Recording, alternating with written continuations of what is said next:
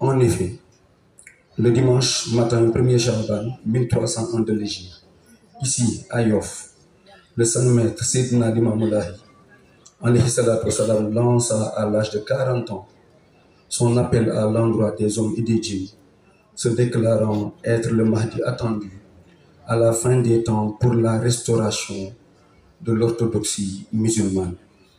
Le prophète Mohammed, revenu en une seconde mission. Ajibou dayallah, ya marshal al-insi wal jinn, inni rasulullah ilaykum. Répondez à l'appel de Dieu. Ô hommes et djinns, je suis l'envoyé de Dieu à vous.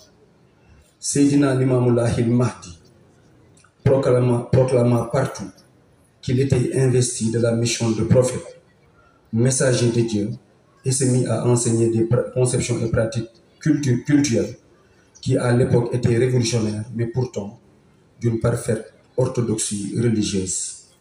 À sa disparition, son fils Seydina Issa Ruhullahi, qui avait 33 ans, comme prédit par les livres saints sur la venue d'un Sabnou Mariam, lui succéda et paracheva son œuvre. Le retour sur terre de ces deux envoyés de Dieu et l'universalité du message destiné à toute l'humanité, basé sur des enseignements jusqu'ici méconnus de la grande majorité de la Oumma islamique, constitue le prétexte de la commémoration de l'anniversaire de l'appel. Ce message a été brillamment porté par les différents khalifs qui se sont succédés à la tête de la communauté Ahlullahi, jusqu'à Sidna Mohamed Mokhtarlahi, l'actuel khalif. Que Dieu lui accorde une longue vie et l'assiste dans sa mission sacerdotale. Cette année, les cérémonies religieuses du 145e anniversaire de cet appel retentissants sont prévues pour le premier jour, le jeudi 30 janvier 2025 à Cambérène, devant le mausolée de Seydina Issa Ruhullahi dans la matinée et à la grotte des Almadies à Ngor dans l'après-midi. Le deuxième jour, le vendredi 31 janvier, les manifestations religieuses se dérouleront à Yoff Layène le matin, avec la cérémonie du Yor Yor et une cérémonie officielle dans l'après-midi. Ces grands moments de communication contribueront à ressourcer les fidèles ainsi que l'opinion nationale et internationale, aussi bien sur le plan religieux que sur celui du civisme, de la citoyenneté responsable, de la paix, du développement et de la stabilité politique et sociale. Justement, le thème choisi cette année, comme l'a dit le coordinateur, est valeurs islamiques et développement durable à la lumière des enseignements de Seydina Limamoulahi alayhi salatu wassalam. Relativement à ça, les valeurs islamiques sont une notion générique qui pourrait s'entendre comme l'ensemble des qualités et pratiques requises d'un bon musulman, comme la paix, la tolérance, la bonté, la charité, l'honnêteté, la patience, la justice, le respect, etc. Quant au développement durable, théorisé pour la première fois par le philosophe allemand Hans Jonas en 1979, elle renvoie d'un point de vue laïque à la façon dont nous devons vivre aujourd'hui si nous voulons des lendemains meilleurs en répondant aux besoins actuels sans compromettre les chances des générations futures de satisfaire les leurs. Il s'agit donc de développer des modèles économiques qui favorisent l'efficacité des ressources, la stabilité sociale et la protection de l'environnement. Au demeurant, compris sous cet angle, le développement durable est en réalité une valeur islamique.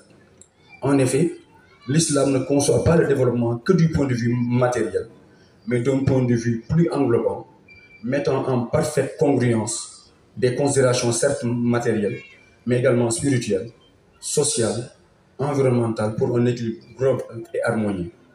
À cet égard, passer en revue les enseignements du guide attendu à la fin des temps pour la restauration de la justice et de l'équité me semble d'une urgence impérieuse. Yamlaoul arda adlan wa qistan, kama muliyat zulman wa jawra. Le Mahdi remplira la terre de justice et d'équité, comme elle avait été couverte auparavant d'injustice et d'iniquité. À ce propos, Seydina Limamoulahi al-Mahdi a fait un magnifique résumé du thème dans une injonction synthétique dont seul le prophète Mohammed a le secret, car dépositaire exclusif du Jawamiul Kalim, Kunu Sulahan, Wala Takunu Fasada. Soyez bons et ne soyez pas des destructeurs. Si la première partie de l'injonction renvoie à la positivité et par extension à l'exhortation au développement, la deuxième, quant à elle, renvoie à l'interdiction de la destruction physique, spirituelle, sociale, environnementale, etc. Les échanges, présentations et débats au niveau des télévisions, des radios et sur les réseaux sociaux permettront à la commission scientifique d'approfondir ce thème et prouver s'il en est encore besoin son intérêt et sa pertinence. Sur l'état des préparatifs, d'ores et déjà, les travaux préparatoires ont été engagés, suivant la vision déclinée par le Khalif et les instructions du coordinateur national ici présent.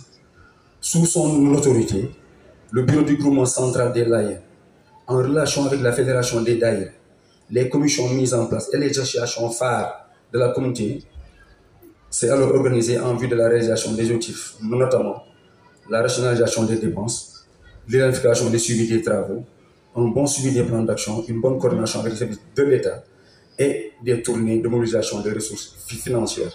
À cet égard, à la suite de la remise des lettres fixant le montant des participations pour chaque localité, les différents responsables dans les localités, en particulier les représentants des khalifs et les dirigeants des différentes organisations locales, se sont mobilisés pour une réussite de la journée de collecte qui s'est déroulée le dimanche 19 janvier dernier à Dakar. Nos félicitations à la localité de Dakar qui a réussi un exploit mémorable.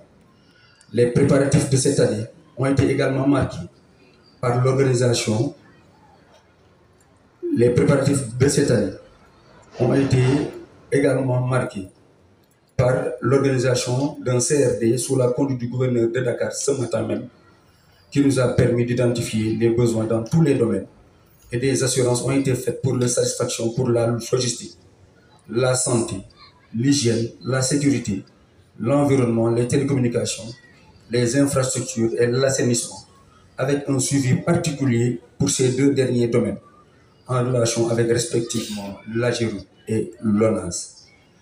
Il importe aussi de signaler que tous ces besoins dégagés par le comité d'organisation sont synthétisés dans un document portant expression de besoins de la communauté Ahloulaye qui fera l'objet d'une évaluation lors d'une réunion nationale qui sera présidée par le ministre de l'Intérieur. Cette réunion nous permettra de faire le point sur l'ensemble de nos besoins et préoccupations pour un bon déroulement de l'appel. En attendant, nous travaillons en étroite collaboration avec le commandement territorial et les différents services impliqués. Pour terminer, je voudrais, au nom du président du groupement central, El Hadj Omar Ndoye Diadio, ici présent, et au nom de tous les membres du comité d'organisation, remercier le Khalif général des Layènes, Seydina Mohamed Nostar Lahi, ses frères, ainsi le coordinateur national, ici présent, pour leur confiance et leur accompagnement. Qu'Allah le Tout-Puissant nous accorde le salut et la paix, qu'il nous dirige dans le droit chemin et nous mène vers la réussite de l'organisation de la 145e